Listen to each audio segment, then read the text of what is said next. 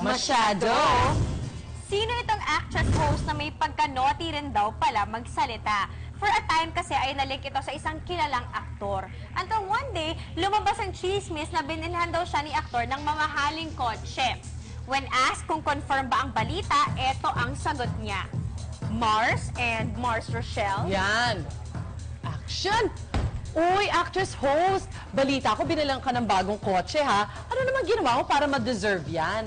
Alam mo na, blip-blip din pag may tie. Ano kaya yung blip na yan? Blip na yan!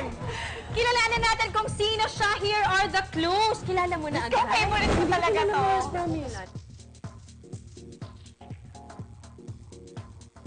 Sino to? Pero Ako na naman naiwan. Tsaka hindi lang naman siya. Mars, parang may gusto ka pang idagdag. Ito, Mars, kung pa may hugot to. May hugot to eh. Binilang ka rin, anak? Hindi po eh.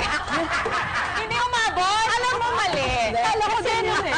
Nung nangyari sa akin to, bata pa ako. May revelation! Revelation. Oo. Hindi ako yan, ah. Hindi natuluyan eh. Dapat mayaman na ako ngayon. Nung nagkaedad ako, naisip ko sayang. Joke lang, joke. Mars, ikaw, Mars, ah. Ayun naman. Ibig sabihin, work mo din kung ano yung binibigay sa'yo. Nothing in life Trabaho is free. din. Yan. Tsaka kung binigay naman, di tanggap-tanggap lang. It's a din. gift. Oo, bakit di makakayaw? Yes, Eh, di pag binawi, di balik. Correct. Di po ba? Ayaw ni Hillary Clinton. Ano ganon? Kakaloka!